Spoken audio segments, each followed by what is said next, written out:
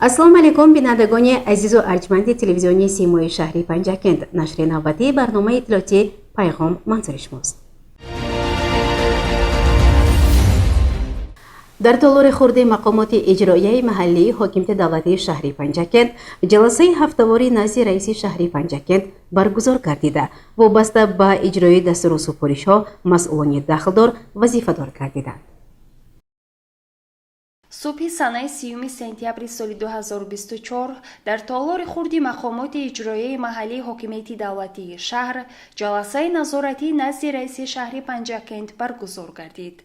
дар ҷаласа масъалаҳои зерин: рафти иҷрои нақшаи даъвати тирамоҳии ҷавонон ба хидмати ҳарбӣ, иҷрои нақшаи андоз, ҷамъбасти ҳисоботи 9-моҳа ва дигар масъалаҳои ҷорӣ мавриди таҳлилу вазифагузориҳо қарор гирифт. дар ҷаласа зимни баррасии рафти омодагӣ ба даъвати тирамоҳии ҷавонон ба хидмати ҳарбӣ баррасӣ гардида, ба масъулин ҷиҳати пеш аз муҳлати муқарраршуда иҷро намудани нақшаи даъват ба хидмати ҳарбӣ ва дар робита ба ин ҷонок намудани корҳои тарғиботӣ ва ташкилӣ супориш дода шуд. пас аз шунидани гузориши сардори нозироти андоз, раиси шаҳри Панҷакент Холиқзода Абдухолиқ таваҷҷӯҳи масъулони соҳаҳои дахлдорро барои сифатнок ва сари вақт иҷро намудани нақшаи андоз, ҷамъбасти натиҷаҳои фаъолияти соҳаҳои иқтисодию иҷтимоӣ дар 9 моҳи соли равон, баррасӣ ва иҷрои саривақтии муроҷиати шаҳрвандон, дурустии ҳисоботҳои оморӣ,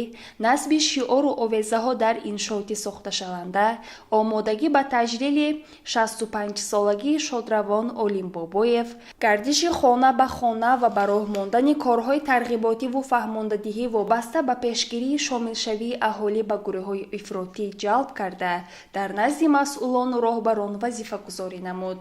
ҷаласаи назоратиро раиси шаҳри Панҷакент ҷамъбаст намуда, аз масъулони тамоми соҳаҳо даъват ба амал овард, вазифа ва супоришҳоро бо дарки баланди масъулият дар муҳлати муайян гардида иҷро намоянд.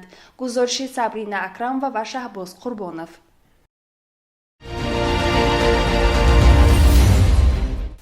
баъзе шаҳрвандон аз ҷумла наврасону ҷавонон ба сомонаҳое ки мардумро ба фитнаву дасиса ва таблиғоти нодуруст даъват мекунад ҳамроҳ мешаванд. вобаста ба ин масъала дар суди шаҳри Панҷакент нисбати 1 нафар сокини ҷамоати деҳоти Моғиён мурофиа баргузор гардид. дар толори суди шаҳри Панҷакент дар ҳайати раиси кунанда судя Эсозода Зафар Қиёмиддин, котиби маҷлиси судӣ Далер Султонов бо иштироки ёрдамчии калони прокурори шаҳри Панҷакент Муҳаммадҷон Сидиқзода ва ҳимоятгар Дилбарои Мирзофотирова нисбати Ҳикмат Каримов мурофиаи судӣ баргузор гардид. Каримов Ҳикмат Каримович соли таваллудаш 8 июли соли 2000, миллаташ тоҷик, таҳсилоташ миёна, муҷаррад, қаблан судна шудааст ва сокини деҳаи пуштикӯҳи ҷамоати деҳоти Моғиёни шаҳри Панҷакент мебошад. дар содир кардани ҷиноят бо моддаи 307 иловаи 3 қисми 2 кодекси ҷиноятии ҷумҳурии Тоҷикистон айбдор мешавад. ба гуфти судя Эсозода, судшаванда Каримов Ҳикмат ҷиноятӣ ба муқобили асосҳои сохти конститутсионӣ ва амнияти давлатӣ гунаҳкор ҳисобида мешавад. шаҳрванд Ҳикмат Каримов фасли зимистони соли 2019 ҳангоми дар муҳоҷирати меҳнатӣ дар Федератсияи Русия қарор доштан, худро дар видеохостинги YouTube бо номи Али Ҳаётӣ ба қайд гирифта, бо истифода аз аккаунташ ба канали Ислоҳ ТВ ки мансуб ба ташкилоти экстремистӣ террористии Паймони Миллии Тоҷикистон мебошад, аъзо гашта, пайваста наворҳои видеоӣ аз ҷониби ровии барномаи Минбари муҳоҷир Муҳаммад Иқболи Садриддин омода шударо ки дар наворҳояш мардуми ҷумҳурии Тоҷикистонро барои ба амал баровардани фаъолияти экстремистӣ даъват менамояд, тамошо карда, бо мақсади дастгирии онҳо дар зери наворҳои онҳо шарҳҳои зидди конститутсионӣ навиштааст. зимни аз назаргузаронии аккаунти Каримов дар сомонаи интернети YouTube аккаунти Али Ҳаётӣ наворҳои видеоӣ ва навиштаҷотҳои гуногунро дарёфт карда, барои гирифтани хулосаи мутахассисон ба филиали суғдии маркази ҷумҳуриявии экспертизаҳои судӣ ва криминалистии Вазорати амнияти ҷумҳурии Тоҷикистон пешниҳод карда шуд. موافق خلاصه متخصصان مرکزی مذکور ثبت‌های ویدیویی به تشخیص پیشنهاد شده به تشکیلات اکستریمیستی تروریستی پیمان ملی تاجیکستان که برای پیشبرد فعالیت اکستریمیستی در حدود تاجیکستان منع کرده شدند موجود میباشند. پس از تشخیص و تحلیل ها سود نسبت شهروند کریموف حکمت کریموویچ چنین حکم کرد. حکم از نام جمهوری تاجیکستان سود شهر پنجگان ولایت سوق در حیث رئیس کننده سوده احساس‌زاده ظفر خیانبین با کاتب مجلس سودی سلطانov دلیرجان با شوری اردمچی کلان پروکورور شهر پنجگان صدیق‌زاده محمدجان و علی‌اکبر میرزاخوتی را دیبارو در مجلس سودی 4 سپتامبر سال 2024 پرونده جنایتی را نسبتی سودشونده کریموف حکمت کریموویچ 8 ایولی سال 2000 در شهر پنجگان جمهوری تاجیکستان تولد شده است. ملتش تاجیک، تحصیلاتش میانه به حزب مجرد قبلا سود نشده است. تا حبس ساکنی دهی پشتیکوی جماعتی دیهاتی نوگان شهر پنجگان ولایت سوق موقتا بیکار شهروند جمهوری تاجیکستان چوری پیشگیریش نگاه داشتن در حبس تطبیق کرده شده است. در سابقه رزماندن جنایت با ماده 37 اضافه 3 قسم 2 کدکس جنایتی جمهوری تاجیکستان پیش بینی شده را بررسی نموده معین کرد. در اساس گفتگوی ذکر شده و با دسترسی ماده‌های 72 33 33 34 35 38 39 41 42 43 44 48 50 59 کدکس مافی جنایتی جمهوری تاجیکستان سود حکم کرد. کریموف حکمت کریموویچ با ماده 37 اضافه 3 قسم 2 کدکس جنایتی جمهوری تاجیکستان گناهکار دانسته شده با این ماده جزا در جمهوری محروم ساختن از آزادی با مهلت 5 سال و 8 ماه با نگاه داشتن در کلانوی اصلاحی دوره نظام توسعه تعیین کرده شد. سرشاری مهلت ادای جزا نسبت کریموف حکمت کریموویچ از 14 یونیو سال 2024 به حساب گرفته شد. چوری پیشگیری نسبت کریموف حکمت کریموویچ نگاه داشتن در حبس به تغییر مانده شد. دلیل شایع قدر تلفن موبیلی تمامی ریدلی نوت اس در دفترخانه سودی شهر پنجگان نگاه داشته شده است. پس از اعتبار قانون پایدار کردن حکم مذکور خاطرش توضیح کرده و خودی دولت مصادره کرده شود. یک عدد فیتا با عکس و نوارها با پرونده جنایتی مذکور نگاه داشته شود. طرف‌های ناراضی می‌توانند نسبت به حکم مذکور در مدت 10 شبانه روز با محکوم شده در همین مهلت پس از گرفتن نسخه حکم توسط این سود به خلیگ سودی اوید به پرونده‌های جنایتی سودی ولایت سوق شکایت یا اعتراض به طریق کاساسیونی آورند. رئیس کننده امضا. کارشناسان میگویند امروزها متاسفانه در عرصه بین الخلقی فعالیت افراطگرایانه تروریستی و اکستریمیستی از طرف قوه‌های گوناگون خیلی فعال گشته است. در عین زمان تروریسم و اکستریمیسم به خطر گلوبالی تبدیل یافته جهان معاصر را به تشویش آورده است.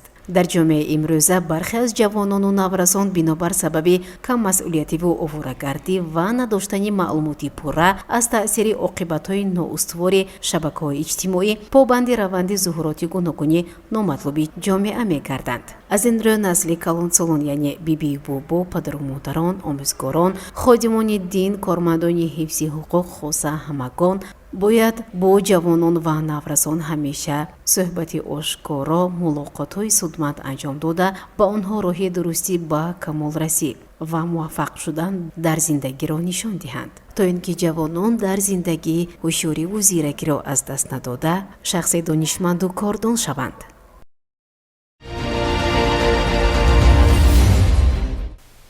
ادامه برنامه اطلاعاتی پیغام.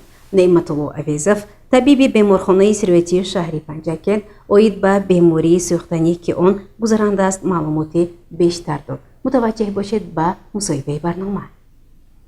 بیماری سوختنی بیماری ثروتی بوده به گروه بیماری‌های نهایت خطرناک داخل می شود. راه‌های گزارش این بیماری اساساً با کارکرد با گوشت، اساساً در بین قصابان، در بین چوپان‌ها که با گوشت کار میکنند میگذارد. علامت‌های بیماری در جایی که زخم پیدا می شود و با همون گوشت افلاس یا گوشتی که با بیماری سوختنی میکروبش هست میگذارد و یراق‌ها پیدا می شود. یراق‌ها اساساً در دست، در پای، در روی پیدا می شود.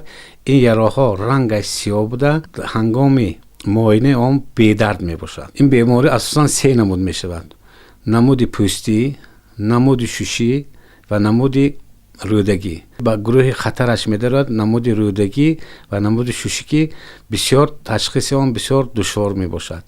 ҳангоми сироят ёфтан аломатҳои баландшавии ҳарорат, хориш дар ҷои яро пайдо мешавад ва оҳиста оҳиста ин обила пайдо шуда дар ҷои обила захми сиёҳ пайдо мешавад.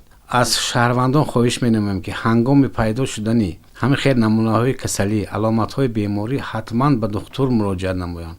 ба худмуолиҷа машғул нашаванд. баъзе ҳолатҳо мешавад ки худи мардумон ҳамин яроҳоро бо сӯзан ё бо ноги корт мекованд ки оқибатҳояш вазбӣ мешавад. яъне ки ҳангоми ки мо захмро мековем вай захм дар пӯст ҷойгир шудааст ва оҳиста оҳиста ба хун мегузарад ва намуди септикӣ яъне намуди бисёр вазбини ин беморӣ пайдо мешавад. дар сари вақт муроҷиат намудан ба духтур, сари вақт ташхис ва табобат беморӣ табобатшаванда аст. агар аломатҳои дар боло гуфта шуда аҳамият натиҳанд ва дер муроҷиат кунанд, вақте ки ин беморӣ ба хун мегузарад он вақт ҳатман ба фавт овара мерасонад. ва як бор дигар хоҳиш менамоям ки ҳангоми пайдо шудани ҳама аломатҳо ба духтур муроҷиат намоянд. дар асоси фармоиши вазири маориф ва илми ҷумҳурии тоҷикистон дар бораи аз 1 сентябр то 30 сентябр гузарондани шанбегиҳо дар муассисаҳои таҳсилоти миёнаи умумӣ дар коллеҷи технологӣ ва инноватсионии шаҳр шанбегии умуми халқӣ гузаронида шуд. идомаи ин мавзӯъ дар гузориши ҳамкорони мо.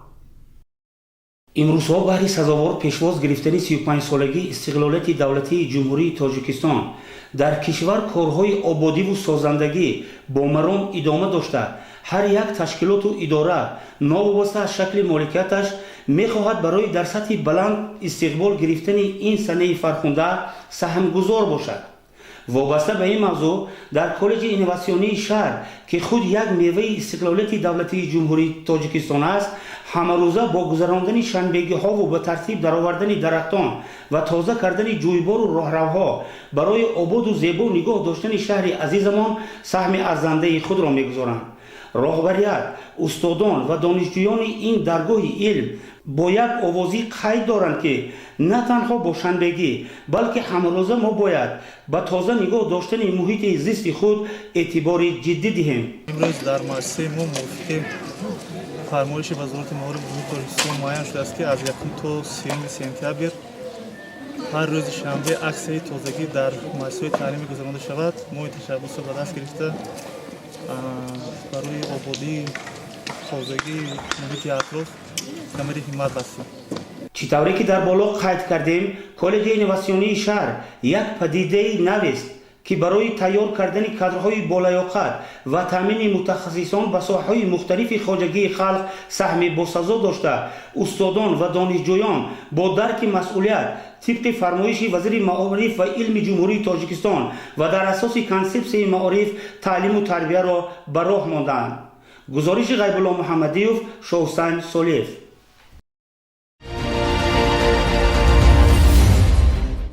тамошобиёни гиромӣ ба якчанд эълон таваҷҷӯҳ намоед. раёсати агентии суғуртаи иҷтимоӣ ва нафақа дар шаҳри панҷакен ба таваҷҷӯҳи ҳамаи нафақагирон мерасонад ки то санаи 15 ноябри соли 2024 бо шиносномаи худ ҳозир шуда аз қайди раёсат гузарад. дар ҳолати ҳозир нашудан нафақа муваққатан қатъ карда мешавад. суроға раёсати агентии суғуртаи иҷтимоӣ ва нафақа дар шаҳри панҷакен воқеъ дар хиёбони рӯдаки 126 маҷмаи ба номи Устолоиқ Шералӣ, ошёнаи дуюм, ҳуҷраи 201. телефон барои маълумоти бештар 5 26 26. такрор мекунам 5 26 26. раёсати агентии суғуртаи иҷтимоӣ ва нафақа дар шаҳри панҷакент ба таваҷҷӯҳи ҳисобот супорандагони шахсони ҳуқуқӣ, хоҷагиҳои деҳқонӣ ва соҳибкорони инфиродие ки дар асоси патент, шаҳодатнома бо шартҳои махсус ё шаҳодатнома фаъолият менамоянд, расонида мешавад ки қабули ҳисоботҳои фонди музди меҳнати кормандон аз санаи 1 октябр то 15 октябри соли 2024 барои 3 моҳи сеюми соли равон гузаронида мешавад. дар муҳлати муайян карда шуда пешниҳод накардан ё насупоридани ҳисобот дар асоси қонунҳои амалкунанда протокол тартиб дода мешавад. қабули ҳисобот дар раёсати агентии суғуртаи иҷтимоӣ ва нафақа дар шаҳри Панҷакен воқеъ дар хиёбони Рӯдаки 126 маҷмӯъе ба номи устод Лоиқ Шералӣ ошонаи дуюм ҳуҷраи 201 қабул карда мешавад. Телефон барои маълумоти бештар 5 26 26. такрор мекунам 5 26 26.